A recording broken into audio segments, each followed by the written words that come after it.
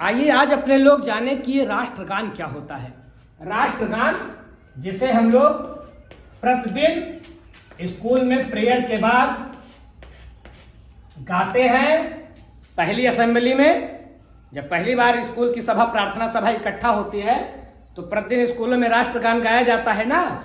तो ये राष्ट्रगान होता क्यों है भैया? राष्ट्रगान दो शब्दों से मिलकर बना है ना, राष्ट्र और गान। राष्ट्र मतलब देश, गान मतलब गीत, अर्थात एक ऐसा गीत जिसमें पूरा देश समाया हो। कोई भी राष्ट्रगान किसी भी देश की ऐतिहासिक, भौगोलिक, सांस्कृतिक विरासत की पहचान होता है। किसी भी राष्ट्रगान में उस देश का इतिहास समाया होगा, उस देश का भूगोल समाया होगा, उस देश की संस्कृति समाई होगी, उस देश की सभ्यता समाई होगी। और राष्ट्रगान उस देश के लिए गौरव का विषय होता है।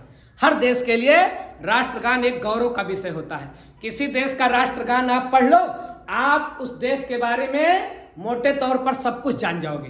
तो राष्ट्रगान क्या है? किसी देश के लिए एक सिंबल का काम करता है। किसी देश को जानना है, किसी राष्ट्र को जानना है, आप उसका राष्ट्रगान पढ़ लीजिए, सब आप समझ जाएंगे।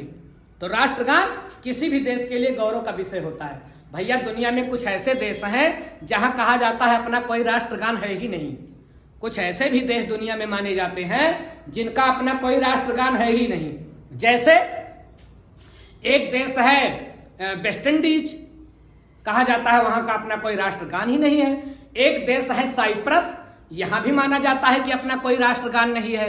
एक छोटा सा, दुनिया का सबसे छोटा देश वेटिकन सिटी, तो माना जाता है कि वेटिकन सिटी का भी अपना कोई राष्ट्रगान नहीं है। ये तीन देश ऐसे माने जाते हैं जहां कोई राष्ट्रगान है ही नहीं।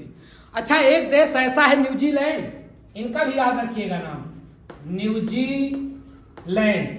ये एक ऐसे देश है कि यहाँ एक नहीं दो दो राष्ट्रगान गाए जाते हैं। कहीं कहीं राष्ट्रगान है ही नहीं और कहीं कहीं दो दो राष्ट्रगान गाए जाते हैं। वह कौन सा देश है जहां दो राष्ट्रगान गाए जाते हैं? न्यूजीलैंड। वो कौन सा देश है जहां दो राष्ट्रगान गाए जाते हैं? न्यूजीलैंड। और यही एक बात और ध्यान रखें कि वह कौन सा देश है जहां का राष्ट्रगान सबसे बड़ा है? वह कौन सा देश है जहां का राष्ट्रगान सबसे बड़ा है? याद रखिएगा, उरुग्वे। उरुग्वे एक ऐसा देश है, उरुग्वे एक ऐसा देश है सबसे लंबा राष्ट्रगान। सबसे लंबा राष्ट्रगान उरुग्वे, सबसे लंबा राष्ट्रगान उरुग्वे। अब आपके मन में प्रश्न आ रहा होगा कि सबसे छोटा राष्ट्रगान, तो सबसे छोटा राष्ट्रगान जापान, याद रखिएगा। सबसे छोटा राष्ट्रगान जापान, सबसे बड़ा राष्ट्रगान उरुग्वे। दो राष्ट्रगान वाला देश न्यूजीलैंड। और कुछ देश ऐसे माने जाते हैं कि उनका अपना कोई राष्ट्रगान ही नहीं है। अब आए हम लोग देखें कि हमारे देश भारत का राष्ट्रगान कौन सा है। तो हम सभी लोग परिचित हैं, छोटे कक्षा शिशु से शुरू करते हैं और जब तक स्कूली शिक्षा होती है तब तक प्रतिदिन ये राष्ट्रगान गवाया जाता है। तो ये क्यों राष्ट्रगान गवाया जाता है?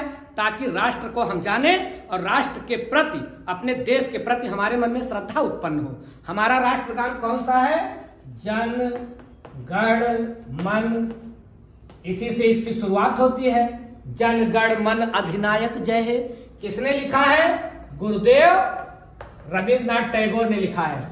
मूल रूप से ये जनगण मन किस भाषा में लिखा गया है? बांग्ला भाषा में। जनगण मन किसमें लिखा गया है? बांग्ला भाषा में। जनगण मन मूल रूप से किसमें लिखा गया है? बांग्ला भाषा में। ये प्रश्न आपसे पूछा जा सकता है कि हमारा राष्ट्रगान मूल रूप से किस भाषा में लिखा गया है? तो गुरुदेव ने हमारा जो ये राष्ट्रगान है जनगण मन, इसको मूल रूप से बांग्ला भाषा में लिखा है। फिर बाद में इसका हिंदी अनुवाद किया गया और अपने सामने प्रस्तुत किया गया है जनगण मन। ध्यान दें, गुरुदेव रविंद्रनाथ टैगोर एक ऐसे कवि हैं, नोबेल पुरस्कार विजेता भी हैं, बहुत बड़ा नाम है।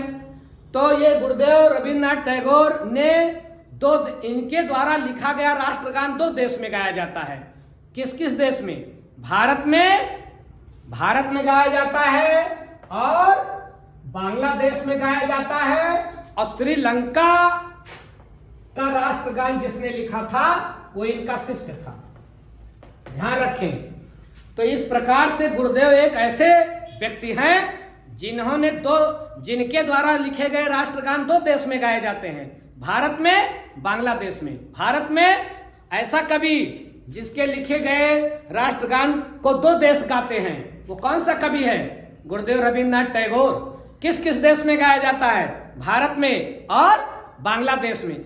और इनके ही शिष्य के द्वारा लिखा गया श्रीलंका का राष्ट्रगान, उसमें भी इन्होंने अपना सुझाव प्रेषित किया है। तो इस प्रकार से 3 देश के राष्ट्रगान में इनका सहयोग है, गुरुदेव रविन्द्रनाथ टैगोर का। गुरुदेव रविन्द्रनाथ टैगोर ने यह राष्ट्रगान कब लिखा? इन्होंने लिखा 1911 में। याद रखिएगा, ये डेट भी आपसे कभी कभी पूछ ली जाती है। जनगण मन कब लिखा गया? जनगण मन यह राष्ट्रगान कब लिखा गया गुरुदेव के द्वारा? 1911 में। कब लिखा गया? 1911। कब लिखा गया? 1911। और सबसे पहले गाया कब गया? ध्यान रखिएगा, 27 दिसंबर को। देखिए, लिखा गया 1911 को और कांग्रेस का अधिवेशन हुआ कलकत्ता में 1911 में ही। 1911 में ही कांग्रेस का अधिवेशन हुआ कलकत्ता में, तो वहां ये पहली बार गाया गया। तो पहली बार गाया गया 27 दिसंबर 1911। लिखा गया 1911, लिखा गया 1911, पहली बार गाया गया कांग्रेस के अधिवेशन में। कहां? कलकत्ता में। कलकत्ता के कांग्रेस अधिवेशन में 27 दिसंबर 1911 को पहली बार गाया गया। और भारत सरकार ने, ध्यान रखेंगे, कभी कभी यह भी प्रश्न पूछ लेता है कि भारत सरकार ने राष्ट्रगान को कब स्वीकार किया? तो भारत सरकार ने 24 जनवरी 1950 को इसको स्वीकार किया राष्ट्रगान के रूप में। कब स्वीकार किया? 24 जनवरी 1950 में इसको स्वीकार किया गया। आप लोग ध्यान रखेंगे कि राष्ट्रगान जो होता है ये सावधान की मुद्रा में गाया जाता है। सावधान की मुद्रा में इसलिए गाया जाता है ताकि हम अपने राष्ट्र के प्रति सचेत होने का दिखाएं कि हम अपने राष्ट्र के प्रति सचेत हैं। हम इसलिए राष्ट्रगान को गाते समय सावधान मुद्रा में होते हैं। अगर राष्ट्रगान हम साथ साथ गा नहीं सकते तो फिर हम राष्ट्रगान जब हमारे कान में सुनाई पड़े तो हम सावधान की मुद्रा में खड़े हो जाएं। अगर नहीं गा सकते तो खड़े हो जाएं। कितने देर में राष्ट्रगान गाने का प्रावधान है? 52 सेकंड में। राष्ट्रगान कितनी देर में गाया जाना चाहिए?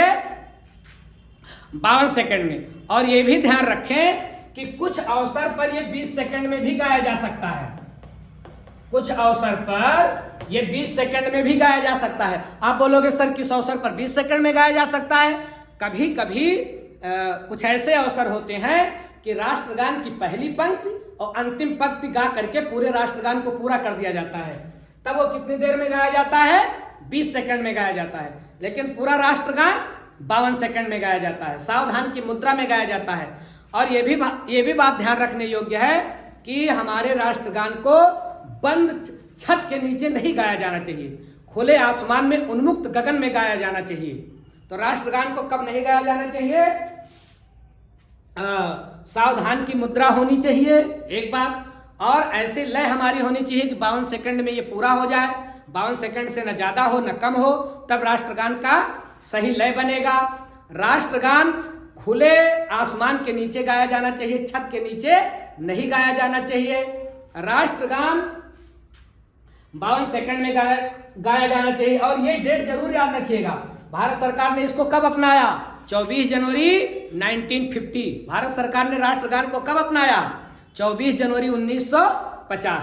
ये बात आप लोग ध्यान रखेंगे। और एक बात ध्यान रखेंगे कि राष्ट्रगान को हमेशा राष्ट्र की सलामी के वक्त, जब राष्ट्र की सलामी दी जाती है राष्ट्रपति को या राज्यपाल को, तभी राष्ट्रगान गाया जाता है।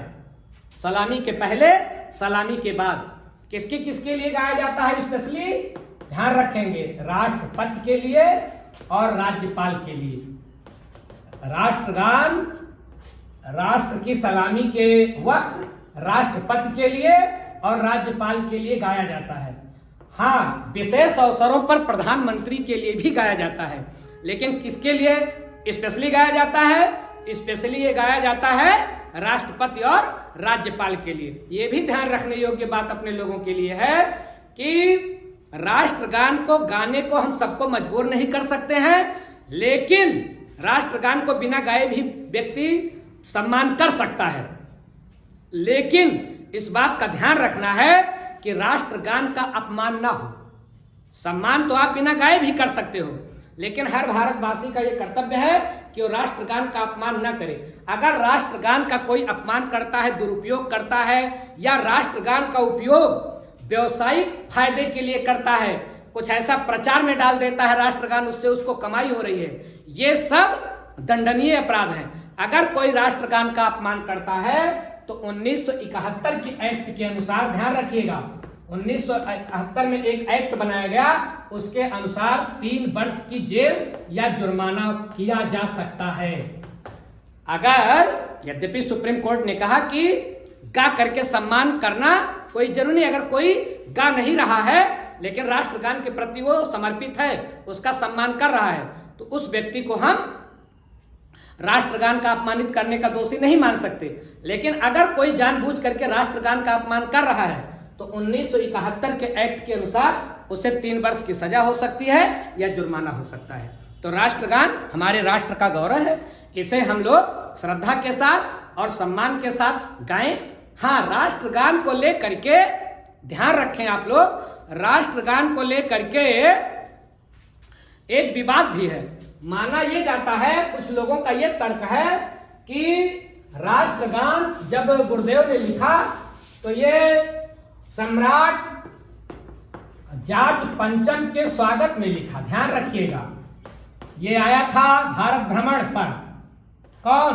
सम्राट जॉर्ज पंचम, मतलब जॉर्ज 5th।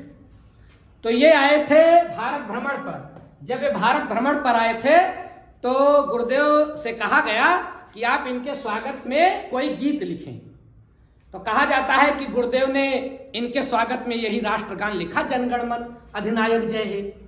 लेकिन जब गुरुदेव से ये बात पूछी गई तो गुरुदेव ने कहा कि मैंने किसी भी व्यक्ति के लिए राष्ट्रगान नहीं लिखा है, क्योंकि मेरा राष्ट्रगान असीम सत्ता के लिए है, उस परम पिता परमेश्वर के लिए है। मैं किसी इंसान की खुशामदी के लिए कोई गीत नहीं लिख सकता। मैं जो भी गीत लिखूंगा उस परम पिता के, भगवान की खुशामदी के लिए लिखूंगा, इंसान की खुशामदी के लिए मैं कुछ नहीं लिख सकता। तो गुरुदेव रविन्द्रनाथ टैगोर ने तो पूरी तरह से नकार दिया कि मैंने जॉर्ज पंचम के स्वागत में ये राष्ट्रगान लिखा है। लेकिन कुछ लोग अभी भी मानते हैं कि राष्ट्रगान जो है वो सम्राट जॉर्ज पंचम, जो इंग्लैंड के सम्राट थे, जब भारत भ्रमण पर आए थे तो उनके स्वागत में लिखा गया था, उनको भगवान जैसा बताया गया था। यद्यपि गुरुदेव ने इसका खंडन किया है, लेकिन आज भी बहुत सारे लोग हैं जो इस बात को मानते हैं कि ये अपना राष्ट्रगान जॉर्ज पंचम के स्वागत के लिए लिखा गया है। तो ये थोड़ा सा विवाद भी है राष्ट्रगान को लेकर के। तो मुझे लगता है राष्ट्रगान के बारे में आपने बहुत सारी जानकारी प्राप्त कर ली है। ऐसी ही जानकारियों के साथ आगे भी मिलेंगे।